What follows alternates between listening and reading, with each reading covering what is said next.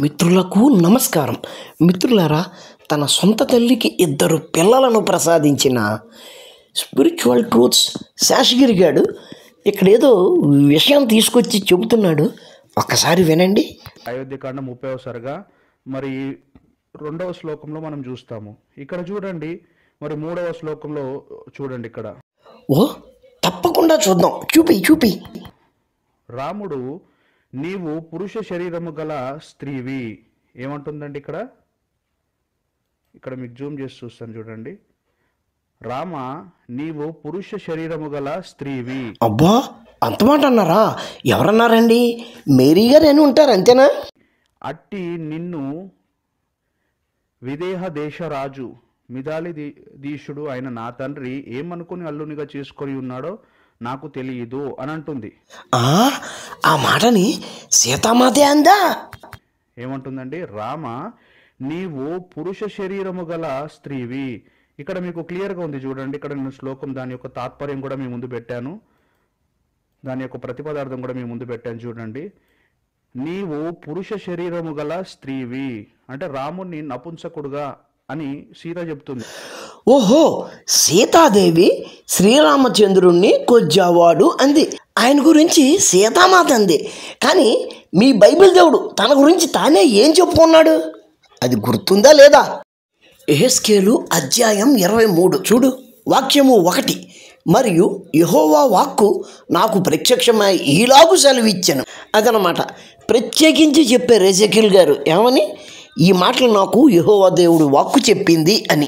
నరపుత్రుడా, ఒక తల్లికి పుట్టిన 2 స్త్రీలు కలరు. వాక్యం సంఖ్య 4. వారిలో పెద్దదాని పేరు ఓహోలా, ఆమె సహోదరి పేరు ఓహోలిబా. వీరు నాకు పెండ్లి చేయబడిన వారే కుమారులను కుమార్తెలను కనిరి. అంటే వాళ్ళిద్దరూ ఆయనకు భార్యలు, ఆల్రెడీ పిల్లలను కూడా కన్నారు. 5, 6. ఓహోలా నాకు పెండ్లి చేయబడినను వ్యభిచారము చేసి తన విటకాండ్ర మీద బహుగా ఆశ పెట్టుకొని చేయవలసిందని చేసిందని చెప్తున్నాడు. అదే అధ్యాయంలో వాక్యము 11.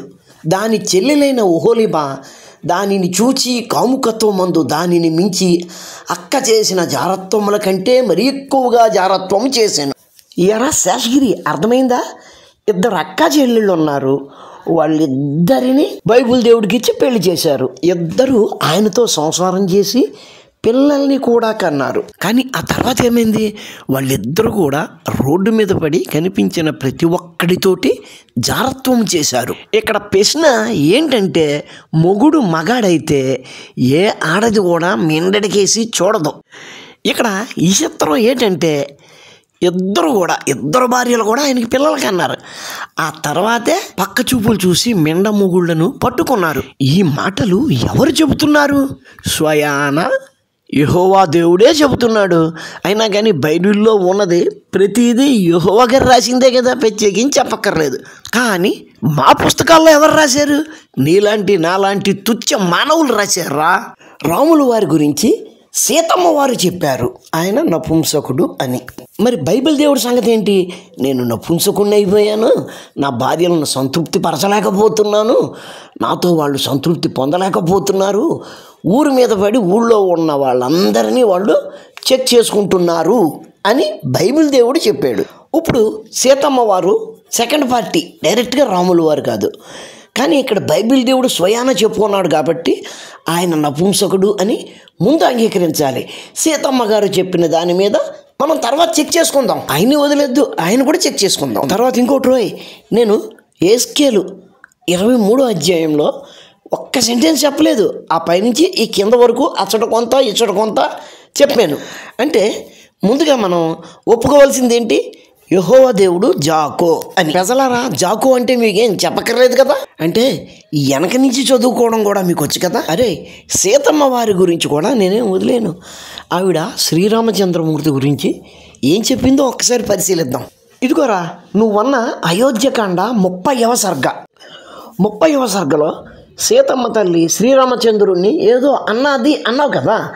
అసలు ఆమె ఆ మాట అనడానికి ముందు శ్రీరామచంద్రుల వారు ఏమి అన్నారు, ఏమి చేశారు అది కూడా చూడాలి. కాబట్టి అది తెలియాలంటే ఆ పైనే ఉన్న 29వ సర్గ చివరి వాక్యం చదువుదాం. చూడు, కొద్దిగా క్లారిటీ తక్కువ ఉంటుంది, ఏమి అనుకోకు. ఎందుకంటే నేను నీలాగా డబ్బు ఉన్నవాడిని కాదు కాబట్టి నా దగ్గర గబుక్కున పుస్తకాలు దొరకవు, కానీ అర్థమవుతుందిలే, చదువు. అట్లు మిగుల వగచుచున్న ఆ సీతాదేవిని వనగమన సంకల్పము నుండి మరల్చుటకై ప్రజ్ఞాశాలి అయిన శ్రీరాముడు పెక్కు రీతుల ఆమెను ఓదార్చెను. అంటే దాని అర్థం ఏంటి?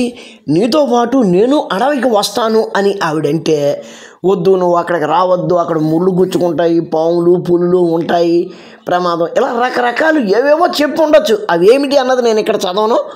మామూలుగా సాధారణంగా నువ్వు నేను అయితే ఎటువంటివి చెప్తామో అటువంటి కారణాలను ఇక్కడ చెప్తున్నాను. ఆ విధంగా ఆవిడ అడవికి రాకుండా ఉండడానికి, ఆమెను ఒప్పించడానికి రకరకాలుగా ఆమెను శ్రీరామచంద్రుల వారు ఓదార్చారు.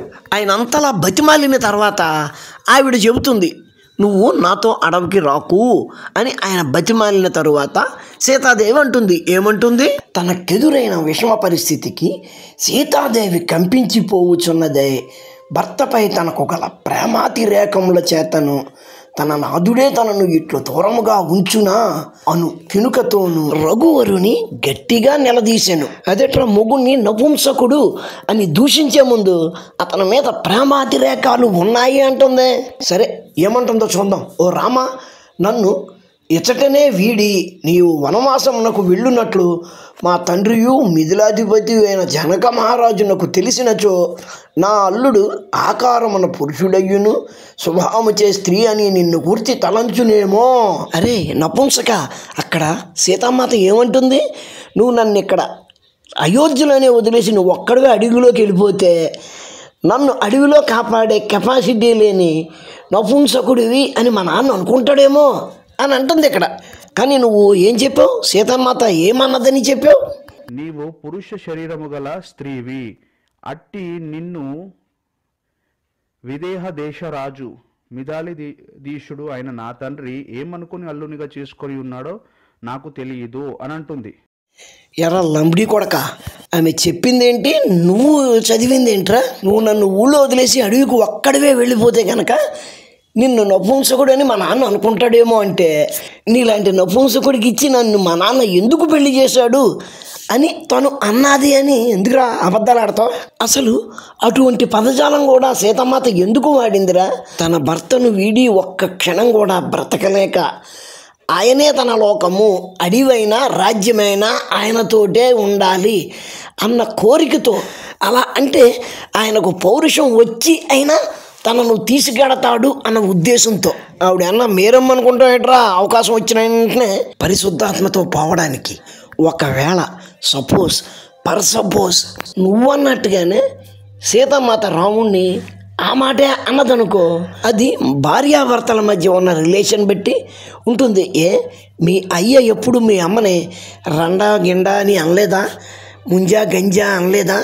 మీ అయ్యదాగే ఎందుకు నువ్వెప్పుడు మీ భార్యని ముంజా గింజా అనలేదా అనే ఉంటావు. ఒకవేళ సీతామాత అటువంటి మాటే అంటే అదెంతో ఇది అంతే. అఫ్కోర్స్ ఆవిడ ఆ మాట కూడా అనలేదని నేను నీకు చూపించాను.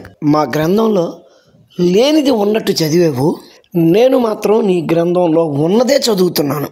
అదే ఎజికిల్, అదే 23వ చాప్టర్ 19వ వాక్యం. పదే పదే ఒహోలీబా నా పట్ల అవిశ్వాసంతో ప్రవర్తించింది. పిమ్మట ఈజిప్టు తను చిన్నపిల్లగా ఉండి జరిపిన ప్రేమ కలాపాలు జ్ఞాపకం తెచ్చుకుంది. గాడిద మేడ్రం వంటి శిశునముతో, ఇది 20వ వాక్యం, గాడిద మేడ్రం వంటి శిశునముతో గుర్రం వలె వరదల రేతస్సును కార్చే తన విటుని ఆమె జ్ఞాపకం చేసుకున్నది. ఈ మాటలు నేను ఇలా చెప్పగానే నీ మేధావితనాన్ని అంతా తెచ్చేస్తావు. అబ్బే, దేవుడు అక్కడ 2 నగరాల గురించి మాట్లాడుతున్న మాటను చూపిస్తూ ఆ 2 నగరాలు ఆయన భార్యలు అని మీరు వక్రీకరిస్తున్నారు అని నీ తెలివి చూపించడానికి వస్తావు. అవి 2 నగరాలే, ఆయన భార్యలు కాదు అని నేను ఒప్పుకుంటాను. కానీ ఏంటి భాష? ఓహోలీబా, నీ ప్రేమికుడు నీ చనుమొనలు ముట్టి నీ యవ్వనపు చన్నులను పట్టిన ఆ రోజులను గురించి నీవిప్పుడు కలలు కంటున్నావు. ఏంటి భాష? దేవుడు మాట్లాడే భాష ఇదేనా? ఇంత పచ్చిబుద్ధులతోటే దేవుడు మాట్లాడతాడా? సాధారణంగా ఎవడైనా తనకు వచ్చిన భాషలోనే మాట్లాడతాడు. తమిళనాడు వాడు తమిళంలోను, కర్ణాటక వాడు కన్నడంలోను, కేరళ వాడు మలయాళంలోను, ఆంధ్ర తెలంగాణ వాళ్ళు తెలుగులోనూ మాట్లాడతారు. ఎక్కడి భాష అక్కడ. ఒక్క తూర్పుగోదావరి జిల్లాలోనే అమలాపురం భాష వేరు, రాజమండ్రి కాకినాడ భాష వేరు, ఏజెన్సీ భాష వేరు. అలాగే యెహోవా దేవుడు భాష అది ఏంటి, బూతులతో కూడుకున్నది. ఆయన అక్కడేం ప్రత్యేకించి బూతులు మాట్లాడలేదు, ఆయన భాష అది. అటువంటి బూతు పుస్తకాన్ని పెట్టుకుని, అటువంటి బూతులు మాట్లాడే దేవుణ్ణి పెట్టుకుని మా దాంట్లో లేని బూతుల్ని చూపించడానికి భలే చెప్తున్నావురా. నీలాంటోనే మా పూడి మడకలో తల్లికి మొగుడు లాంటోడు అని అంటారు. ఉండనా మరి.